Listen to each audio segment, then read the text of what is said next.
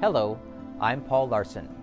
A first-time author celebrates life in the Adirondack Mountains of New York, with stories ranging from humorous to sad and even frightening.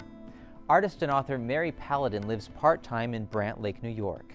In this author visit, she talks about her first book, The Adirondacks That Are the Other Half of Me. What's the significance of that title? It's about the part of me that lives in the Adirondacks half of my year. Every year I live in central Pennsylvania for 6 months, and I live up here in the Adirondacks the other 6 months.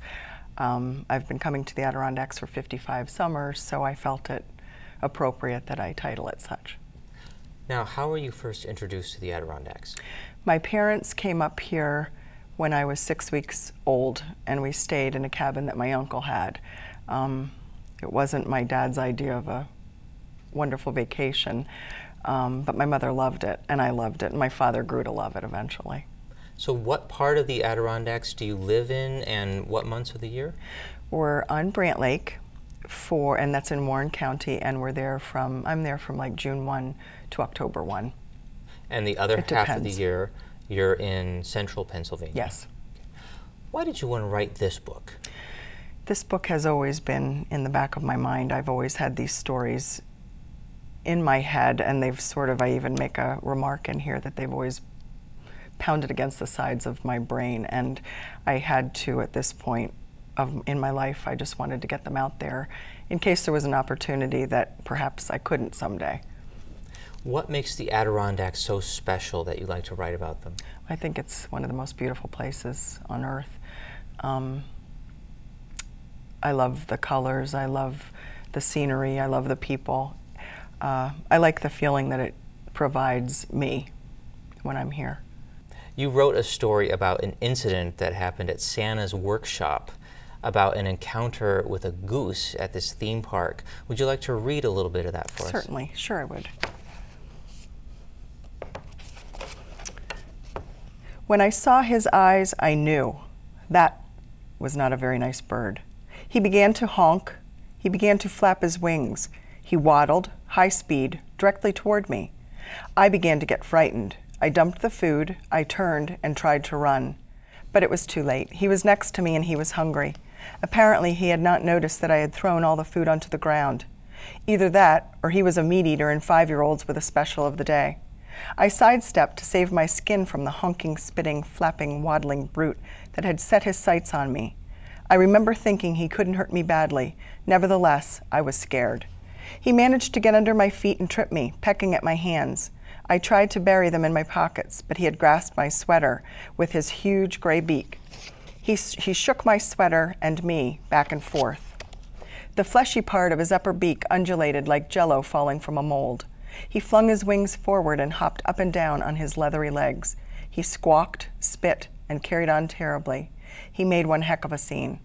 My mom, the coordinator of bad bird rescues, saved the day by shredding the map she had gotten upon our arrival into tiny pieces.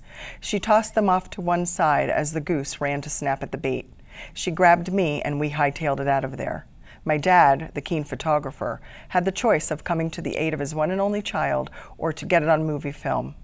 I don't want to call much attention to his decision, but we had it converted to DVD 3 years ago.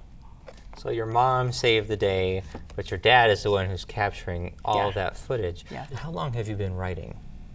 As long as I can remember. Whether it was little stories when I was a child or whether it was journaling as I got older.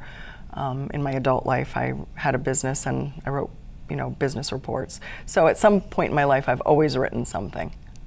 Now you probably know a lot more about Adirondack swamps than a lot of us, because you wrote this story that was true about your experience in an Adirondack swamp. Yes.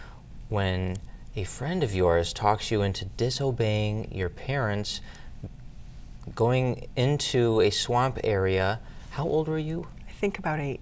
Okay. And you're trying to catch a bullfrog that your friend spots by walking out onto a plank that is sort of hazardously reaching across the mucky swamp. Yes. Why don't you read for us a little passage of this story? The shiny bullfrog blinked up at me. He made no movement to escape. I guess he knew there would be no need, because the moment I saw him blink at me for the second time, the board gave way and down I went. My heart pushed upward into my throat as though the swamp muck was squeezing it up through my body. I began to feel the cool, thick mud take claim to my shoes, legs, then clothes. My arms remained free and I was waving them rapidly. Help me, help me. I could not turn around to see her. My body was a prisoner of the rancid-smelling goo, and I felt as though I was still sinking. I was not, but in my mind's eye, it was merely a matter of time before I disappeared completely into the slimy grave that was to be my punishment for being where I should not have been. Imagination took charge.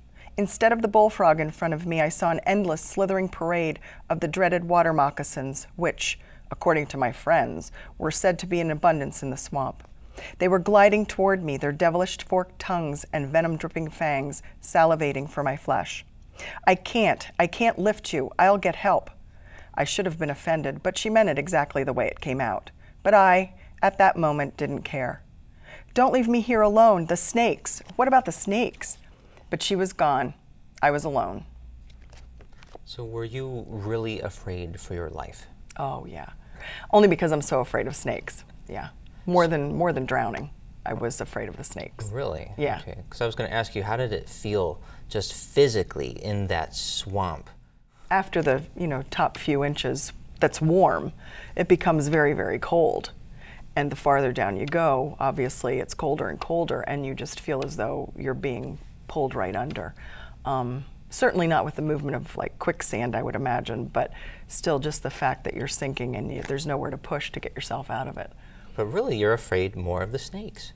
Yeah, because I was able to swim really well as a kid. I knew if it came to that, I probably could drag myself somehow through the goo, but I was afraid that it would draw attention to the snakes and they would come toward me.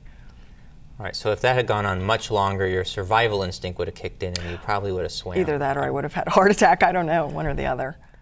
Well, another love of yours that you've also tied into the Adirondacks is art. Mm-hmm. How long have you been painting and drawing? I've been painting and drawing my entire life. Now, what subjects do you like to portray? Well, I love to do nature scenes, and I love to do things that I think of, I think that come from the Adirondacks. And I like to do animals and nature scenes. I do children's illustrations as well. Do you have any intention of writing more books? I do. I would like to write another book that probably is a collection of more short stories of the Adirondacks. And I have a children's historical fiction middle grade reader that is due to be sent to an editor. And I'm hoping that that works out and that that's accepted to be published as well. Author Visits is a production of Mountain Lake PBS. For more information about the authors and their books, head to our website, mountainlake.org.